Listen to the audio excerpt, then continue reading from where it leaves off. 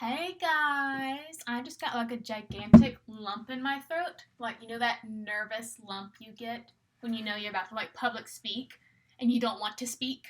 And it's weird because I do this. Oh my gosh, look at that mess. Hold on. Away, away. We're best friends now. You've seen my messy room and have survived. I know why I'm so nervous about doing this. Because we're talking about my baby. Actually, my very, very new 5th born baby. Yeah. Like at the time filming this, April 4th, I think. I have not posted an AuthorTube newbie tag. I haven't barely talked about my book. Put like maybe 2 author-writer related videos up. But I think it's time. And since I just had this brand new spanking awesome idea, I thought it would be cool if I like take you guys through conception to failure to modification to happiness to more failure to stress to finally a masterpiece. Just the whole shebang. Just you and me together living out our author struggles. I'm not even promising to upload this and I'm already stressed out. Because, like, writing is literally so personal to me. It's my baby, and I don't even want to tell people in real life what the slightest bit of my book is about, because I don't want them to get, like, preconceived judgments about it just from my botched up summary. Because if I try to tell people right out of my brain, it'll fail. But what have I gathered you guys here today for? Well, I am glad you asked. I currently have one amazing, beautiful, lovely specimen of a magnus opus work in project already happening. I finished book 1. It's in gigantic edits right now. I've written book 80% of book 2. Massive edits. I had to stop writing in book 2, which a whole different thing. It was originally 1 book, but it was so big I cut it in half.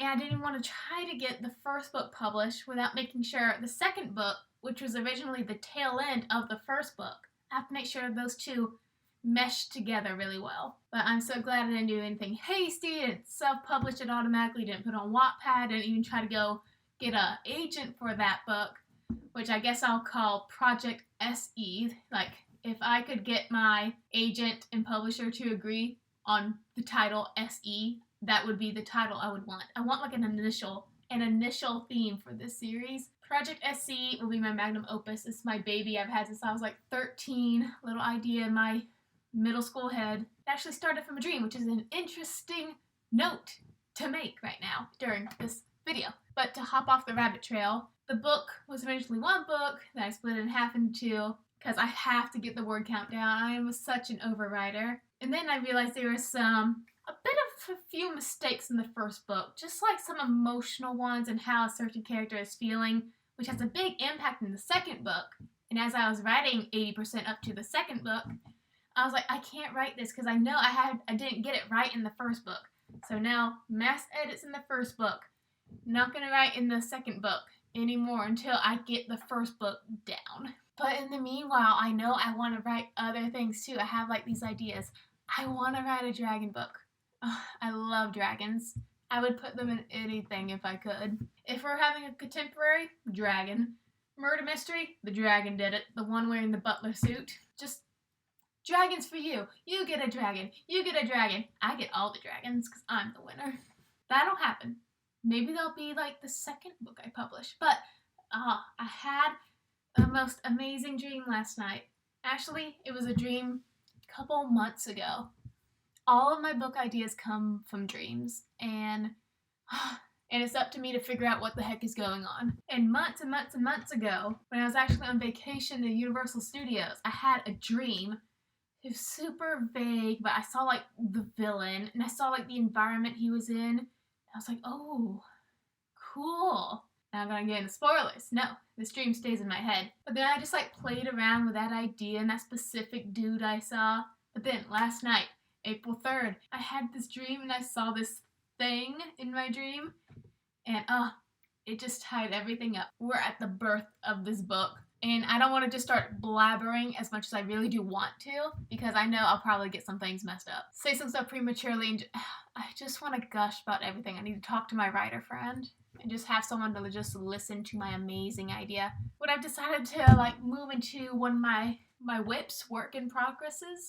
I have Project SE, which is still happening, and now this new project, Project Muddy Bones, is gonna come into my schedule too. Maybe I'll combine these diaries into like Project SE and Project Muddy Bones into one. I'll talk about both of them, but this is primarily Project Muddy Bones, because we're just gonna go through this whole process together. That dream I had, I dreamt the ending of this book in my head, and now I gotta figure out all the rest.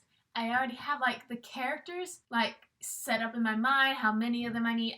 I don't have their names yet, and before I do any outlining, plotting, just basic story arcs, I have to figure out their names. This is gonna drive me crazy. I figured out the name of the town they're gonna live in, but the names, like I tried outlining, and it was like, the girl goes to the market that morning. And I'm like, I can't just write that girl, that boy, this boy. No, it's time to figure out their names. I also have to like make up a name for a certain thing in the book. I should probably tell you what it's chiefly about. I can't give you a synopsis or a summary quite yet. Definitely not quite yet. But I can tell you, this is a fantasy and a thriller shoved into one. I want it to be like a whodunit, but I also want dragons running around and pixies and whatnot. I want this to be a standalone, but I also want it to be a companion to my dragon book, which is gonna come out hopefully after this book. And the dragon book is honestly much more planned out than Project Muddy Bones, but I'm just like excited for this one because the ending that I saw in my dream was just amazing. And what I brought you here right now is just to figure out what these main characters' names are. So I'm gonna go get on my laptop and go to 20,000words.com, 20,000names.com, and figure out some good fantasy names. For my main character, who is an 8-year-old girl, I was like, I want something sweet. And I was like, what about Poppy? Cute little flower. But then I generally don't like flower names at all for characters. That's just a personal preference, just like I don't. Oh my gosh, that's an embarrassing story that I'll tell another day. I'll just leave you hanging at that. But I have 4 main characters I need to decide names on. And then just like a little species thing that I gotta do a species name for. So let's go get on the laptop and figure it out. The best tip I can give someone for writing is to get a journal that like matches the theme of your book. See, this is like brown, leathery, has like an intricate pattern. That just shouts fantasy in my opinion. And that's why I love it. So let's go do some researching for Project Bones. Muddy Bones. The muddy is super important. This will also be a good time to figure out what angles I want this camera to be in. Editor, go ahead and find us a swanky soundtrack to listen to.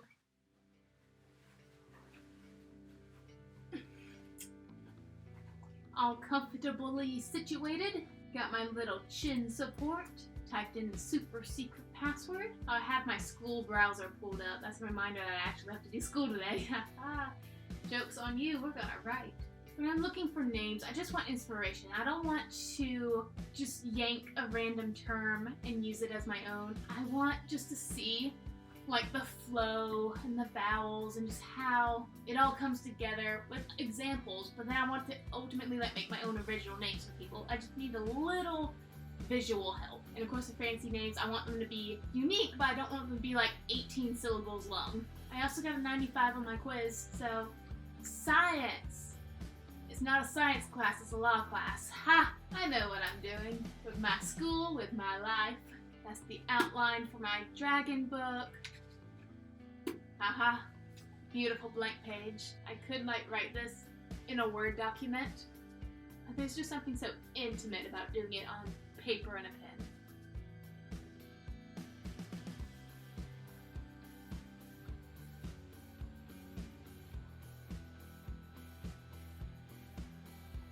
Icelandic names was the first group of names to stand out, so I'm going to take a look at that one first. I'm going to do boy names first. I got 2 dudes I need to name. Ooh, a bunch of these are like too grand. I have like a quiet, like stropey kind of guy, and then like a nerdy kind of guy. Nothing too grand. I think I found one I like. I'm just going to write down a bunch of possibilities. I like that one. Let's see. What's Acadian? There's a bunch of countries that I don't even know exist. I am not a geography major. I'm going to pick 3 names for each. leave a fourth spot open just so I can like make myself think and try to come up with my own name based on what I picked. Okay, I found some names for my moody kind of guy, and I now gotta find a name for my nerdy kind of guy. I don't know why, but I'm always feeling like a J with him. I'm looking for a J kind of name. Sometimes with like some minor side characters, I'll just type a random, very incorrect word into like a Word document and like word check, or like make a little red line under it, and when I like double click it, it'll give me some like suggestions, you know, trying to correct you. And sometimes I'll just like click a name that appears on that list. It's worked. I don't know why, but looking up J names for this guy and writing it down, my hand is like, this isn't the right way to make a J. It's a T. And I'm like, no, you just swoop it. You swoop it at the end. It's like a fish hook. J. Maybe this is just a sign that I don't write by hand anymore very much. And my hand has just completely forgotten the feel of the J swoop. Okay, for the not so main characters, but still pretty main characters, I found some good ones. I really like this one I found for one of the other girl characters, but now I have to find like the perfect name for the 8-year-old protagonist.